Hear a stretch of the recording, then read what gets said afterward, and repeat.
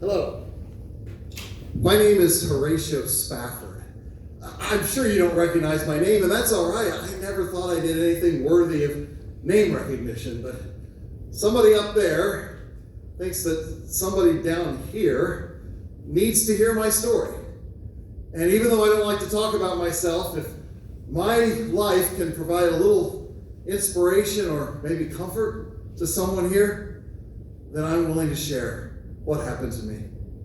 My story begins in Chicago, where I was a wealthy and a successful attorney. But more importantly, I was a very blessed man. I had a wonderful wife, a brilliant son, 4 lovely daughters, and we were very active in our church. We were active in the Dwight Moody ministry. We served at soup kitchens and helped the poor. I did free legal work for the poor. We were living a life of service, and it was wonderful. Then my son contracted scarlet fever. We prayed for him. My church prayed for him. My friends prayed for him. And he died. So we buried him. We grieved his loss and we moved on. Then came the Chicago fire. Fortunately, we didn't lose anyone in the fire, but I was heavily invested in the real estate market.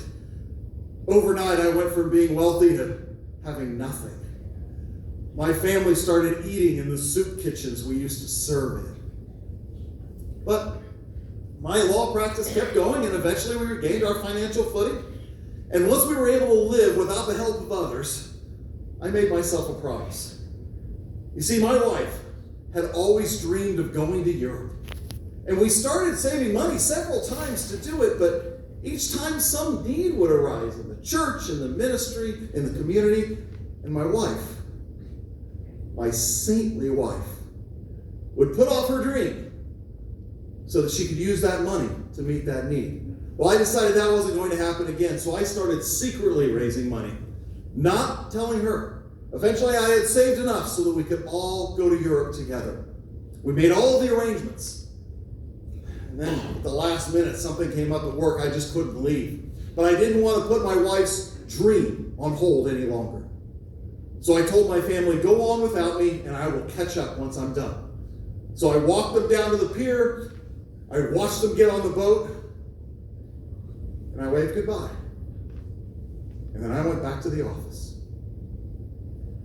2 days later, I received a telegram. My family's ship had capsized, and my wife was able to send me 2 words: saved, alone.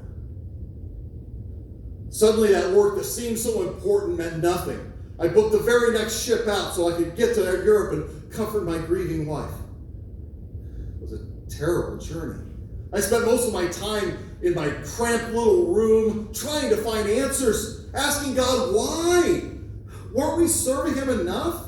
Wasn't taking my son enough? Wasn't destroying my business once enough? Why my little girls too? On the second night, the captain sent me a message. He said by his reckoning, we were over the spot where my family's ship had capsized. He thought I should know that. I went up on deck and I looked out at the ocean, the watery grave that held my 4 little girls.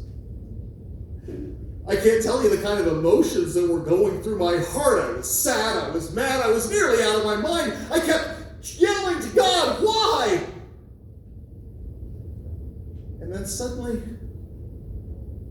my heart was filled with a singular emotion.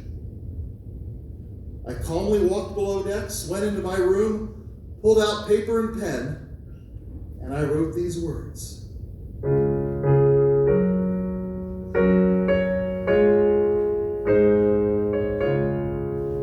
When peace like a river attendeth my way, when sorrows like sea billows roll, whatever my lot, thou hast taught me to say, it is well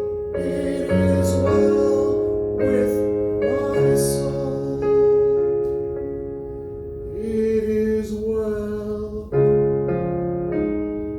with my soul.